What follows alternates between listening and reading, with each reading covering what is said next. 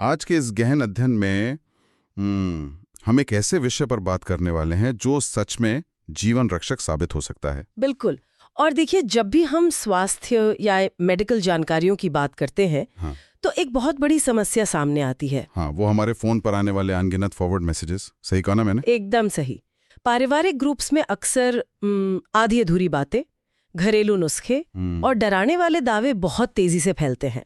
और यही आज हमारा मुख्य मिशन है।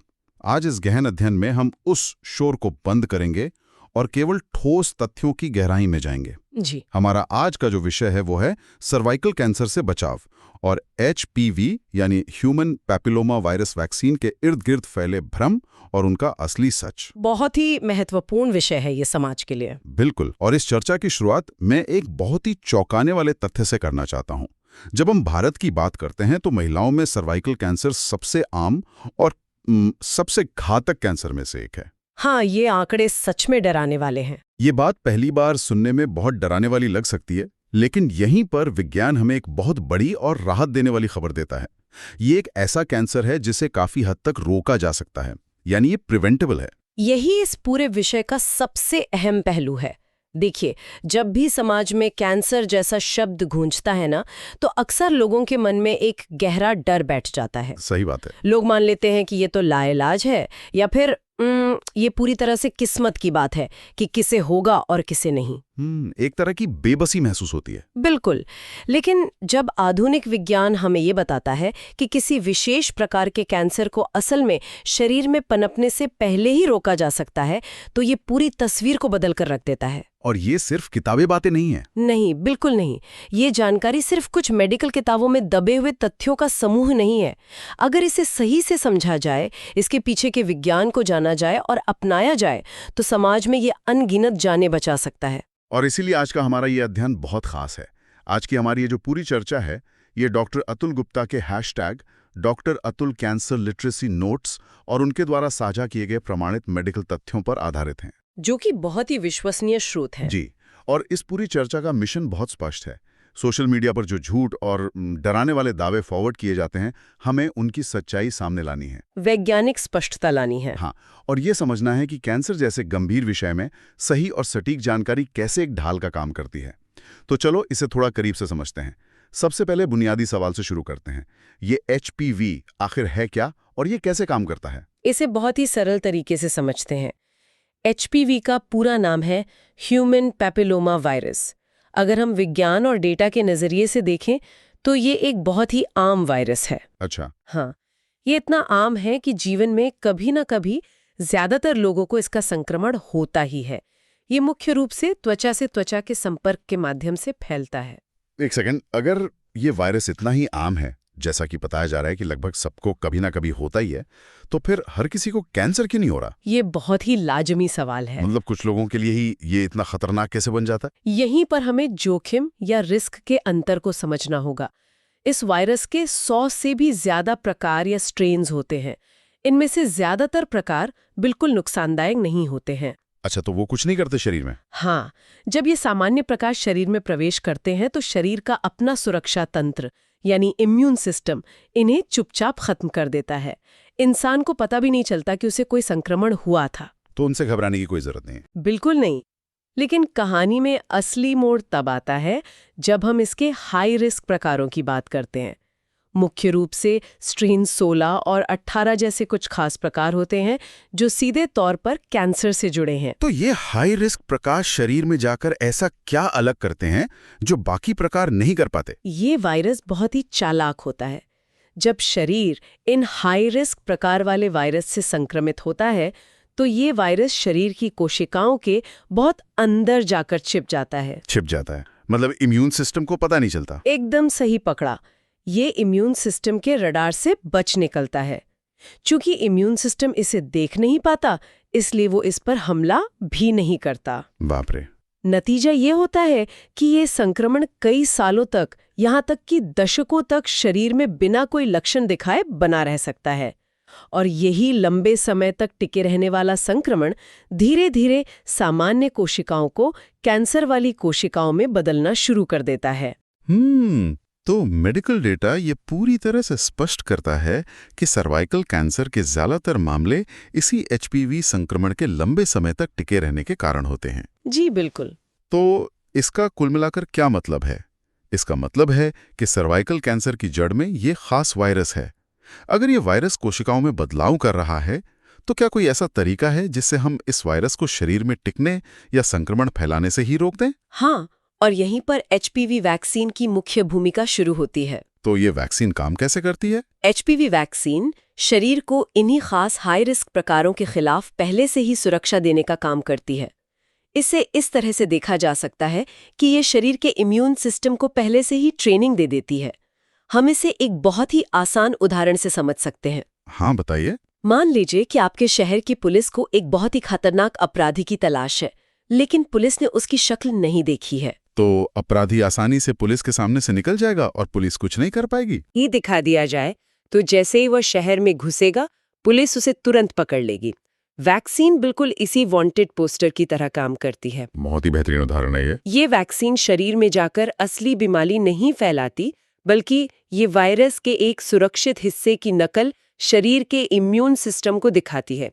शरीर तुरंत इसके खिलाफ एंटीबॉडीज बना लेता है, जो हमारी पुलिस फोर्स की तरह है। और फिर भविष्य में अगर असली हाई रिस्क वायरस शरीर में प्रवेश करने की कोशिश करता है, तो एंटीबॉडीज उसे तुरंत पहचान लेती हैं और कोशिकाओं में छिपने से पहले ही उसे नष्ट कर देती हैं। इस तरह सर्वाइकल कैंसर का खतरा काफी कम हो जाता है। इस बात को डॉक्टर अतुल गुप्ता ने अपने नोट्स में बहुत ही सटीक तरीके से कहा है। उनका एक अहम कथन है जिस पर सुनने वालों को विशेष ध्यान देना चाहिए। एचपीवी वैक्सीन कैंसर का इलाज नहीं, बल्कि बचाव का टूल है। बिल्कुल, प्रिवेंशन है। यानी ये कोई ऐसी दवा नहीं है जो कैंसर होने के बाद दी जाए। ये तो वो मजबूत ढाल है जो कैंसर की प्रक्रिया को शुरू होने से ही रोक देती है। और ये बचाव का टूल समाज में हर किसी के लिए उपलब्ध होना चाहिए। लेकिन दुर्भाग्य से जब भी कोई नई या महत्वपूर्ण मेडिकल प्रगति होती है, तो उसके साथ कई सारी गलत फहमियां भी जुड़ जाती हैं। अक्सर डर और आधी अधूरी जानकारी के कारण लोग सही कदम उठाने से कतराते हैं। हाँ, और यही हमारा अगला और इस अध्ययन का सबसे महत्वपूर्ण पड़ाव है। सोशल मीडिया के भ्रम बनाम वैज्ञानिक तथ्य। हम सभी ने देखा है कि कैसे एक पारिवारिक ग्रुप में कोई अंकल या आंटी एक लंबा चौड़ा मैसेज फॉरवर्ड करते हैं, जिसमें किसी नई वैक्सीन के बारे में डरावनी बातें लिखी होती हैं। हाँ, और वो बहुत तेजी से वायरल भी हो जाते हैं। आजकल किसी भी ऐसे भ्रामक मैसेज को वायरल होने में सिर्फ कुछ सेकंड लगते हैं, और स्वास्थ्य से जुड़े ये भ्रम लोगों के मन में बहुत गहरा डर पैदा कर देते हैं। तो चलिए डॉक्टर अतुल गुप्ता के नोट्स के आधार पर एक एक करके इन बड़े भ्रमों का विश्लेषण करते हैं और इनके पीछे के विज्ञान को समझते हैं। बिल्कुल। तो भ्रम नंबर 1, व्हाट्सएप और सोशल मीडिया पर यह दावा बहुत किया जाता है कि एचपीवी वैक्सीन लेने से महिलाओं में बांझपन यानी इनफर्टिलिटी की समस्या होती है। ये एक ऐसा भ्रम है जो शायद माता-पिता को सबसे ज्यादा डराता है, क्योंकि ये सीधे तौर पर भविष्य और परिवार से जुड़ा है। जाहिर सी बात है, कोई भी डर जाएगा। लेकिन अगर हम भावनाओं को किनारे रखकर केवल वैज्ञानिक तथ्यों और डेटा की बात करें, तो इसका सच ये है कि इस बात का बिल्कुल कोई भी वैज्ञानिक प्रमाण नहीं है। मतलब ये पूरी तरह से झूठ है? 100%। ये वैक्सीन प्रजनन क्षमता या ओवरीज पर कोई भी नकारात्मक असर नहीं डालती है। पूरी दुनिया में कई अलग अलग देशों में इस वैक्सीन की करोड़ों खुराकें पिछले कई सालों में बेहद सुरक्षित रूप से दी जा चुकी हैं। करोड़ों डोज? जी हाँ, इतने सालों के व्यापक इस्तेमाल और लगातार निगरानी के बाद भी दुनिया भर के किसी भी मेडिकल रिसर्च में ऐसा कोई डेटा सामने नहीं आया है जो इस वैक्सीन और बांझपन के बीच कोई संबंध दिखाता हो। ये डर पूरी तरह से निराधार है। ये बहुत महत्वपूर्ण स्पष्टीकरण है। मतलब ये सिर्फ एक कोरी अफवाह है जिसे डर फैलाने के लिए इस्तेमाल किया जा रहा है। अब बांझपन वाले इस डर से ही जुड़ा एक और डर माता पिता में देखने को मिलता है। जब उनसे कहा जाता है कि ये वैक्सीन 9 से 14 साल की बच्चियों को लगनी चाहिए, तो वे अक्सर घबरा जाते हैं। हाँ, ये बहुत आम बात है। यहाँ हमारा भ्रम नंबर 2 आता है। कई लोगों का ये मानना है कि ये वैक्सीन सिर्फ उनके लिए हैं जो बड़े हो चुके हैं या यौन रूप से सक्रिय हैं। तो इतनी छोटी उम्र में कैंसर की वैक्सीन क्यों दी जाए? इसके पीछे का क्यों क्या है? ये सवाल बहुत स्वाभाविक है, लेकिन ये भी एक बहुत बड़ी गलतफहमी है जो इस वैक्सीन के काम करने के तरीके को न समझने के कारण पैदा हुई है। इसका क्यू हमारे इम्यून सिस्टम के विज्ञान में छिपा है। वो कैसे? 9 से 14 साल की उम्र में शरीर का इम्यून रिस्पॉन्स यानी वैक्सीन के प्रति शरीर की प्रतिक्रिया अपने चरम पर होती है। इस उम्र में वैक्सीन देने से शरीर में जो एंटीबॉडीज बनती हैं वे बहुत अधिक मात्रा में और बहुत शक्तिशाली होती है। यानी शरीर का सुरक्षा तंत्र इस उम्र में सबसे अच्छी तरह से काम सीखता है। बिल्कुल। और दूसरी सबसे महत्वपूर्ण बात यह है कि जैसा कि हमने पहले चर्चा की, ये वैक्सीन बचाव का टूल है, इलाज नहीं।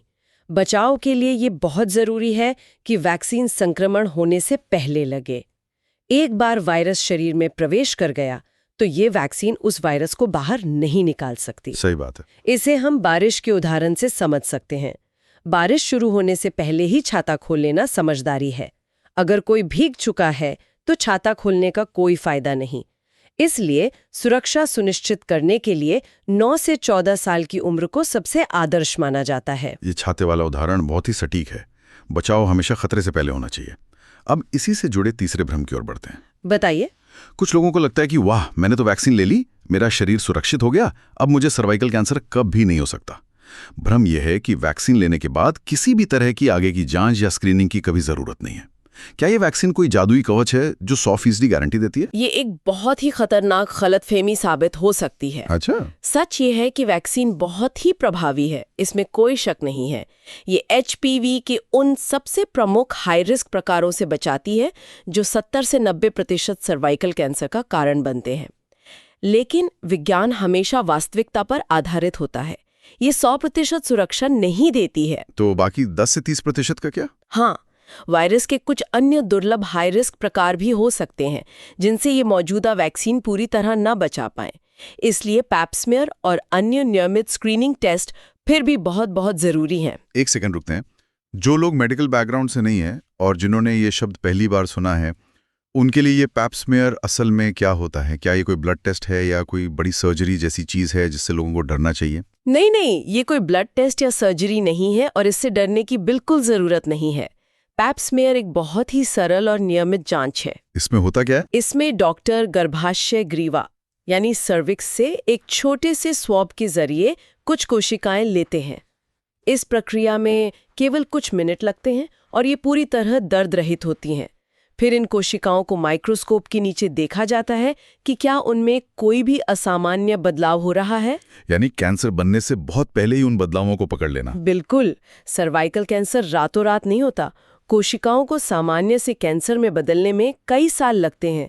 पैप स्मीयर उस बदलाव को शुरुआती दौर में ही पकड़ लेता है जब उसका इलाज बहुत आसानी से और पूरी तरह से किया जा सकता है। ये तो बहुत बढ़िया बात है। इसीलिए हम कहते हैं कि वैक्सीन एक मजबूत सुरक्षा चक्र है, लेकिन स्क्रीनिंग वो रडार है जो किसी भी छोटे मोटे खतरे को बहुत पहले भांप लेता है। वैक्सीन और स्क्रीनिंग दोनों मिलकर ही एक संपूर्ण और अभेद्य बचाव चक्र बनाते हैं। ये बहुत ही स्पष्ट हो गया। अब बात करते हैं चौथे और शायद सबसे आम भ्रम की कि ये वैक्सीन असुरक्षित है, ये बहुत नई है और इसके गंभीर साइड इफेक्ट्स हो सकते हैं। अक्सर लोग कहते हैं कि हम बच्चों पर इस नए केमिकल का प्रयोग क्यों होने दें?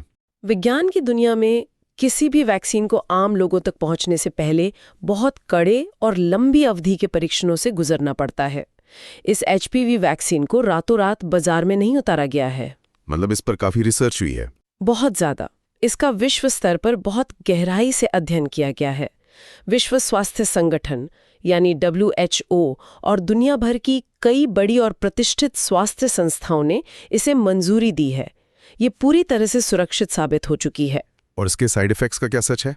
जहां तक साइड इफेक्ट्स की बात है तो किसी भी अन्य सामान्य बचपन की वैक्सीन की तरह इसके साइड इफेक्ट्स बहुत ही मामूली होते हैं, जैसे सुई लगने वाली जगह पर हल्का दर्द होना, थोड़ी लालिमा होना या हल्का बुखार आना, जो कि किसी भी वैक्सीन में होता ही है। हाँ, ये बहुत ही सामान्य और अस्थायी प्रतिक्रियाएं हैं जो ये बताती हैं कि शरीर का इम्यून सिस्टम काम कर रहा है और एंटीबॉडीज बना रहा है। इनसे घबराने जैसी कोई बात नहीं है। तो अगर हम इन सारे तथ्यों को एक साथ रखकर देखें तो तस्वीर बहुत साफ हो जाती है। सोशल मीडिया पर फैलने वाले डराने वाले मैसेज सिर्फ खोखली अफवाहें हैं। विज्ञान अपने पूरे डेटा के साथ चीख कर कह रहा है कि ये वैक्सीन सुरक्षित भी है और जरूरी भी। बिल्कुल सही। अब इस पूरी चर्चा को हम थोड़ा अपने देश यानी भारत के परिप्रेक्ष्य में देखते हैं। भारत में इस वैक्सीन और इस कैंसर की अहमियत क्या है? भारत का परिदृश्य थोड़ा चुनौतीपूर्ण और चिंताजनक है। हमारे यहाँ सर्वाइकल कैंसर का बोझ बहुत ज़्यादा है। वैश्विक स्तर पर सर्वाइकल कैंसर से होने वाली मौतों में एक बहुत बड़ा हिस्सा भारत का है। इसके पीछे क्या कारण है? इसके कई कारण हैं, जिनमें जागरूकता की भारी कमी, नियमित स्क्रीनिंग का ना होना और ग्रामीण क्षेत्रों में स्वास्थ्य सेवाओं तक पहुँच में कमी शामिल है। हमारे समाज में अक्सर महिलाओं के स्वास्थ्य, खासकर प्रजनन अंगों से जुड़ी बीमारियों पर खुलकर बात करने में झिझक महसूस की जाती है। ये बात तो है, लोग बात करने से कतराते हैं। इसी चुप्पी के कारण कई बार बीमारी का पता तब चलता है जब वो बहुत फैल चुकी होती है। और यही वो बिंदु है जहां ये वैक्सीन है गेम चेंजर साबित हो सकती है। बिल्कुल। अच्छी बात यह है कि अब धीरे धीरे बदलाव आ रहा है।